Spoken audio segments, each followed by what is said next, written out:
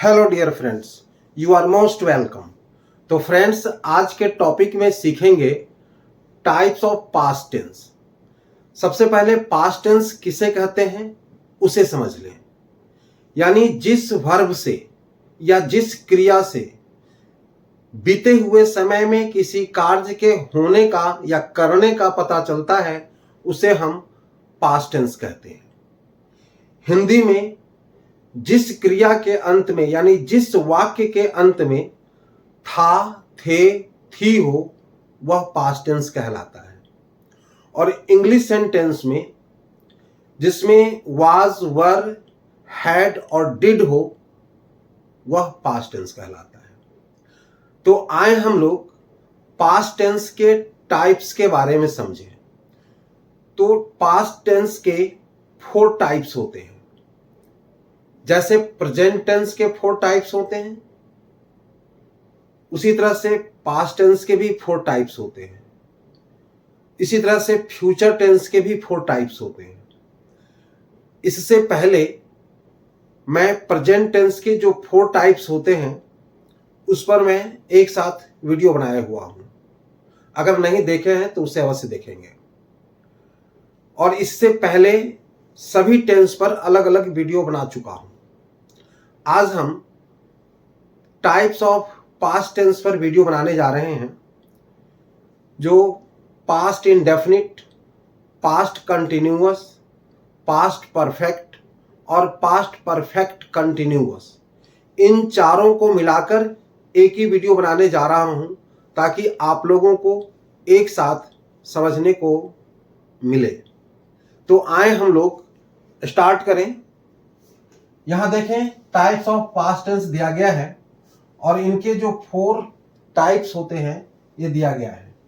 Past indefinite यानी जिस sentence में वर्ब के सेकेंड फॉर्म यानी सेकेंड फॉर्म उसकी पहचान होती है, या तो ईडी लगा होता है या ईएन लगा होता है, कहीं कहीं एन और टी भी लगा होता है। और हिंदी में आ, ई, ए या था, थे, थी हो, तो ऐसे सेंटेंस को हम पास्ट इंडेफिनिट कहते हैं। यानी जो रेगुलर रूप से कार्य किया जाता है पास्ट में, ऐसे सेंटेंस को हम पास्ट इंडेफिनिट टेंस कहते हैं। अब है पास्ट कंटिन्यूअस। जिस सेंटेंस में वर्ब के 4th फॉर्म लग जाए, यानी वर्ब के फर्स्ट फॉर्म में आईएनजी लगने से वर्ब का 4th फॉर्म हो जाता है और वर्ब के 4th फॉर्म का ही नाम है कंटिन्यूअस। तो यहां हिंदी में रहा था, रही थी, रहे थे लगा हो, तो ऐसे सेंटेंस को हम पास्ट कंटिन्यूअस टेंस कहते हैं। और इंग्लिश में जिस क्रिया के या जिस वर्ब के पहले, मेन वर्ब के पहले वाज, वर के बाद वर्ब का 4th फॉर्म हो तो वो पास्ट कंटिन्यूअस टेंस कहलाता है। इसी तरह से पास्ट परफेक्ट, वर्ब के फर्स्ट फॉर्म में ईडी, ईएन लगा हो, ऐसे वर्ब को वर्ब 3rd फॉर्म कहते हैं और वर्ब के 3rd फॉर्म का नाम है परफेक्ट। अब हिंदी में इसे चुका था, चुकी थी, चुके थे से पता चलता है कि ये पास्ट परफेक्ट है। और इंग्लिश में हैड के बाद अगर वर्ब का 3rd फॉर्म आ जाए, जैसे यहां पर हैड प्लस गॉन दिया है, तो इसे समझेंगे कि ये पास्ट परफेक्ट है इंग्लिश में। यहां सेंटेंस के द्वारा भी समझाया गया है, ये भी मैं समझाऊंगा अभी। अब है पास्ट परफेक्ट कंटिन्यूअस, यानी पास्ट में जो कार्य पहले शुरू हुआ हो और पास्ट में ही लगातार चल रहा था, जारी हो, ऐसे कार्य को हम पास्ट परफेक्ट कंटिन्यूअस टेंस कहते हैं। इसकी पहचान बिन प्लस वर्ब के फर्स्ट फॉर्म में आईएनजी लग जाता है, जिसको हम 4th फॉर्म कहते हैं। तो ऐसे बिन से परफेक्ट और वर्ब के 4th फॉर्म से कंटिन्यूअस, तो ये पास्ट परफेक्ट कंटिन्यूअस कहलाता है। हिंदी में समय के बाद जैसे रहा था, रही थी, रहे थे लगा हो, यहां दिया है हैड प्लस बिन, हैड से पास्ट, बिन से परफेक्ट और गोइंग से कंटिन्यूअस, तो पास्ट परफेक्ट कंटिन्यूअस हो गया। अब हम सेंटेंस के थ्रू यहां पर समझें। जो सेंटेंस दिया गया है, ये वी वेंट टू स्कूल। अब ये वेंट से वर्ब का सेकेंड फॉर्म है। देखें, गो का सेकेंड फॉर्म वेंट होता है, तो इस वेंट से आपको पता चल जाएगा कि ये पास्ट इंडेफिनिट टेंस है, क्योंकि वर्ब के सेकेंड फॉर्म का नाम है पास्ट इंडेफिनिट। इसी तरह से ही प्लेड क्रिकेट, इसमें भी ये सेकेंड फॉर्म है, इससे पता चलता है कि ये पास्ट इंडेफिनिट है। एक बात ध्यान रखेंगे कि सेकेंड फॉर्म के पहले कोई भी सब्जेक्ट हो, चाहे सिंगुलर हो या प्लूरल हो, दोनों आ सकता है। जिस तरह से प्रेजेंट इंडेफिनिट में अगर वर्ब का फर्स्ट फॉर्म हो तो उसके पहले सब्जेक्ट प्लूरल होना चाहिए, और वर्ब का फिफ्थ फॉर्म हो तो उसके पहले सब्जेक्ट सिंगुलर होना चाहिए। ऐसा यहां नहीं है। यहां सब्जेक्ट सिंगुलर या प्लूरल हो, उन दोनों के साथ वर्ब का सेकेंड फॉर्म यूज होता है। तो यहां देखें, we were going to school, यहां वर से पास्ट और गोइंग से कंटिन्यूअस, वाज से पास्ट और प्लेइंग से कंटिन्यूअस, तो पास्ट कंटिन्यूअस, यहां भी past continuous. We were going to school, हम लोग स्कूल जा रहे थे। ही वॉज प्लेइंग क्रिकेट, वह क्रिकेट खेल रहा था। यानी पास्ट में जो कार्य जारी था, ऐसे सेंटेंस को हम पास्ट कंटिन्यूअस टेंस के नाम से जानते हैं। इसी तरह से है पास्ट परफेक्ट में, we had gone to school, had से पास्ट और गॉन से परफेक्ट, तो पास्ट परफेक्ट हो गया। इस तरह से हैड से पास्ट और प्लेड से परफेक्ट, ये भी पास्ट परफेक्ट हो गया। We had gone to school, हम लोग स्कूल जा चुके थे। ही हैड प्लेड क्रिकेट, हम लोग क्रिकेट खेल चुके थे। यानी पास्ट में जो कार्य बीत गया था, ऐसे कार्य को हम पास्ट परफेक्ट टेंस में कहते हैं इसे। अब हम देखें पास्ट परफेक्ट कंटिन्यूअस टेंस। यहां दिया गया है we had been going to school, यानी पास्ट में जो कार्य पहले शुरू हुआ और चलता रहा था, समाप्त नहीं हुआ था, ऐसे कार्य को हम पास्ट परफेक्ट कंटिन्यूअस के नाम से जानते हैं। और इसमें समय भी आता है, जब हम सेंटेंस बनाएंगे उसमें हम टाइम देंगे। यहां स्पेस कम होने की वजह से शॉर्ट में दिए हैं। तो हैड से पास्ट, बिन से परफेक्ट और गोइंग से कंटिन्यूअस, तो पास्ट परफेक्ट कंटिन्यूअस हो गया। इसी तरह से यहां हैड बिन प्लेइंग, हैड से पास्ट, बिन से परफेक्ट और प्लेइंग से गोइंग, प्लेइंग से कंटिन्यूअस, तो ये past perfect continuous. We had been going to school, हम लोग स्कूल जा रहे थे। अब इसमें टाइम लगा देंगे, 2 घंटों से जा रहे थे, 1 घंटों से जा रहे थे, सुबह से जा रहे थे। He had been playing cricket, वह क्रिकेट खेल रहा था, तो 2 घंटों से खेल रहा था, 5 घंटों से खेल रहा था। तो इस तरह से उसमें हमें समय लगाना पड़ता है। तो इस तरह से आप इसको अच्छी तरह से समझ गए होंगे। अब हम लोग सेंटेंस बना करके इसे अच्छी तरह से समझें। देखें, एक ही सेंटेंस देंगे, उसी सेंटेंस को चेंज करते जाना है। जैसे वी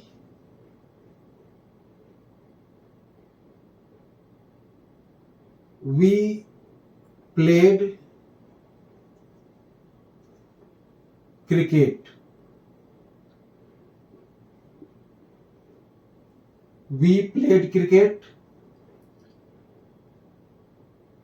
इसका क्या होगा, हम लोग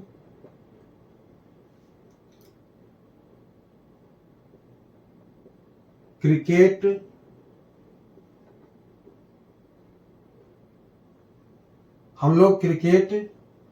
खेलते थे, ऐसे भी हम लिख सकते हैं, या हम लोगों ने क्रिकेट खेला, या हम लोग क्रिकेट खेले, इसको हम खेले ऐसे भी लिख सकते हैं। खेलते थे या खेले। इस तरह से वी वर प्लेइंग क्रिकेट। अब ये were playing cricket, we were playing cricket, इसका क्या होगा? हम लोग क्रिकेट खेल रहे थे। इसी तरह से we had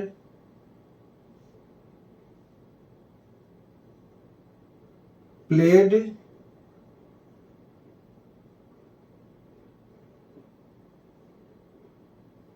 we had played cricket, यानी हम लोग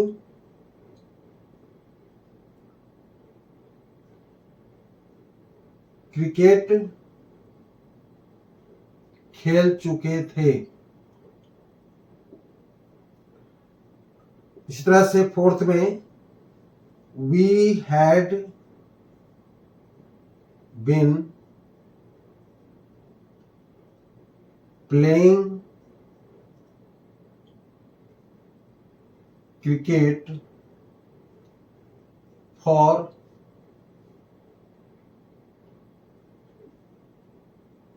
3 आवर्स, यानी हम लोग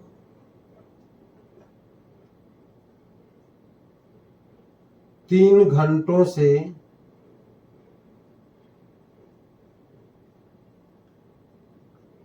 क्रिकेट खेल रहे थे। ये तो एक एग्जाम्पल है। आप इसी तरह से जितनी मर्जी हो, जितनी इच्छा हो, आप उतनी सेंटेंस बना सकते हैं। और जितना प्रैक्टिस करेंगे बोलने का, जितना आप सेंटेंस बनाएंगे, उतना आपका इंग्लिश स्ट्रांग होगा। अब यहां देखें, वी प्लेड क्रिकेट। प्लेड, इसमें एक ही वर्ब है, सिंगल वर्ब है, प्लेड। प्लेड से पता चलता है कि ये पास्ट इंडेफिनिट है। और इसका हिंदी हुआ हम लोग क्रिकेट खेलते थे, यानी आदत थी, नियमित रूप से हम लोग क्रिकेट खेलते थे पास्ट में, पहले की बात। या हम लोग क्रिकेट खेले, जो समय बीत गया, ऐसे भी हम बोल सकते हैं। फिर वी वर प्लेइंग क्रिकेट, हम लोग क्रिकेट खेल रहे थे, यानी हम लोगों को जब कोई देखा उस समय में हम लोग क्रिकेट खेल रहे थे, पास्ट में ये कार्य जारी था। तो इसे वर से पास्ट और प्लेइंग से कंटिन्यूअस पे पास्ट कंटिन्यूअस हो गया, हिंदी में रहे थे। इसी तरह से वी हैड प्लेड क्रिकेट, यानी हम लोग क्रिकेट खेल चुके थे या खेल लिए थे। खेल चुके थे, खेल लिए थे, यानी दोनों में से हम कोई भी देंगे तो रॉन्ग नहीं होगा। तो इससे हैड से पास्ट और प्लेड से परफेक्ट, तो पास्ट परफेक्ट का पता चलता है। इसी तरह से we had been playing cricket for 3 hours. अब इसमें देखें, हैड से पास्ट, बिन से परफेक्ट और प्लेइंग से कंटिन्यूअस, तो पास्ट परफेक्ट कंटिन्यूअस टेंस। यानी इसमें जो वर्ब दिया हुआ है, बस इसी वर्ब से आपको टेंस आसानी से पहचान में आ जाएगा। और इसे आसानी से, अब इसमें टाइम दिया गया है फॉर 3 आवर्स, यानी हम लोग 3 घंटों से क्रिकेट खेल रहे थे। बस बिल्कुल आसान तरीका है। अब हम फिर एक और सेंटेंस देते हैं, उस पर हम चेंज करेंगे। इसी तरह से आप प्रैक्टिस करें। We played cricket, we were playing cricket, we had played cricket, we had been playing cricket for 3 hours. इसी तरह से दूसरा सेंटेंस लेंगे, उसको हम फिर नेगेटिव, इंट्रोगेटिव, इंट्रोगेटिव, नेगेटिव सब में चेंज करते रहेंगे। जैसे इसी को हम बनाएंगे, वी प्लेड क्रिकेट, वी, अब इसको हम नेगेटिव बनाएंगे तो क्या होगा? इसे पहले भी हम दे चुके हैं हालांकि, तो क्या होगा? We did not play cricket. अब यहां देखिए, डिड नॉट लगने के बाद ये वर्ब का फर्स्ट फॉर्म आ गया। इसी तरह से वी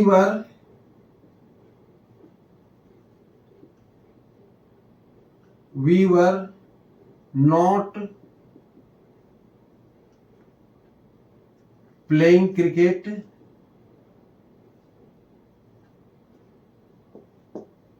इसी तरह से we had not played cricket. इस तरह से we had not been playing cricket for 3 hours. ये निगेटिव बन गया। इसी तरह से अगर हमें इंट्रोगेटिव बनाना होगा तो डिड को हम पहले ले आएंगे, तो did we play cricket. Interrogative negative बनाना होगा तो did we not play cricket. इस तरह से हम दे चुके हैं, तो इसे ध्यान से समझेंगे तो आसानी से समझ में आ जाएगा, कोई दिक्कत नहीं, कोई परेशानी नहीं होना चाहिए। अब हम दूसरा सेंटेंस लेते हैं।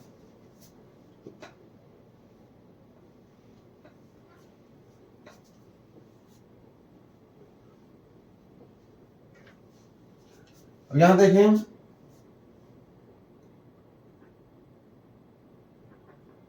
some boys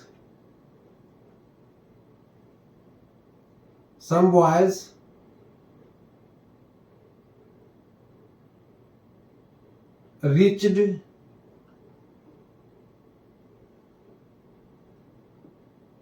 in the park. Some boys reached in the park. हालांकि ये सब्जेक्ट प्लूरल है लेकिन वर्ब का सेकेंड फॉर्म आया रिच्ड। अब ध्यान देना है कि रिच्ड का यूज सेकेंड फॉर्म में भी होता है और रिच्ड का यूज थर्ड फॉर्म में भी होता है। तो कब हम थर्ड फॉर्म में यूज करते हैं, कब हम सेकेंड फॉर्म में यूज करते हैं, इसे भी ध्यान से देखेंगे। अब यहां देखें, कुछ लड़के पार्क में पहुंच गए। हिंदी, कुछ लड़के पार्क में पहुंच, अब पहुंच गए थे भी लिख सकते हैं या गए भी लिख सकते हैं। पहुंच गए, दोनों में से कोई भी हम लिख सकते हैं।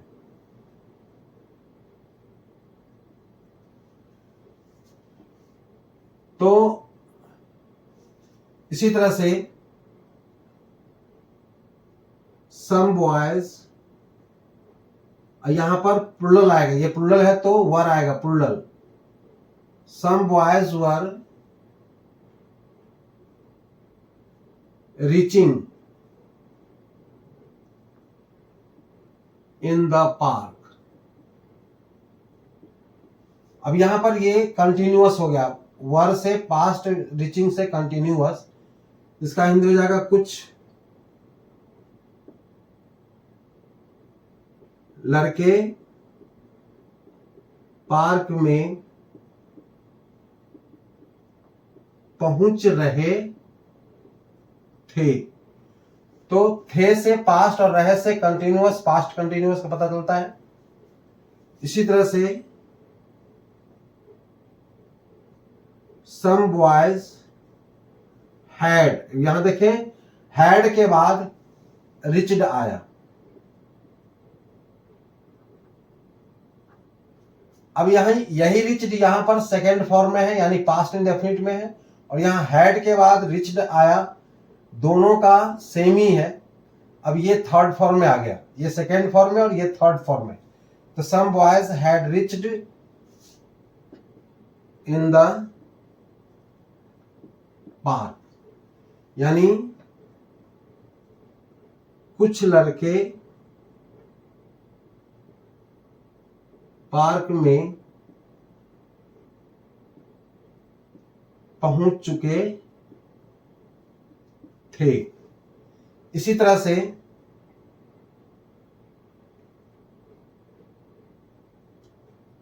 some boys had been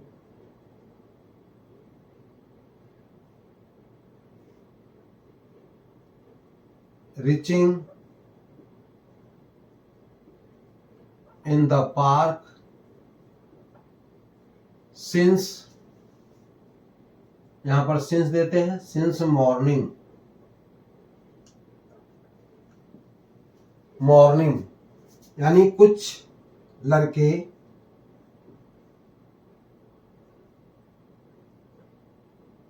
park में सुबह से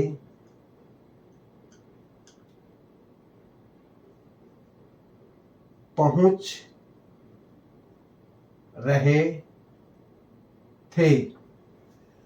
तो देखिए, एक ही सेंटेंस को हम 4 टाइप्स में चेंज कर दिए हैं आप लोगों को समझने के लिए। एक ही सेंटेंस को 4 टाइप में अगर आप चेंज कर लेते हैं तो इसी तरह से जितने भी आप सेंटेंस लेंगे 4 टाइप से, आसानी से इसको चेंज करते जाएंगे। और आप जितना बोलने की प्रैक्टिस करेंगे, एक सेंटेंस लें और उसको चेंज करते रहें, फिर उसे असर्टिव में, इंट्रोगेटिव में, निगेटिव में, इंट्रोगेटिव निगेटिव में, ऐसे भी चेंज करें। अब जैसे देखें, he asked a question, he was asking a question, he had asked a question, he had been asking a question for half an hour। तो इस तरह से आप जितने भी सेंटेंस लें उस पर खूब प्रैक्टिस करें बोलने का। जितना प्रैक्टिस करेंगे उतना आपका इंग्लिश इंप्रूव होगा।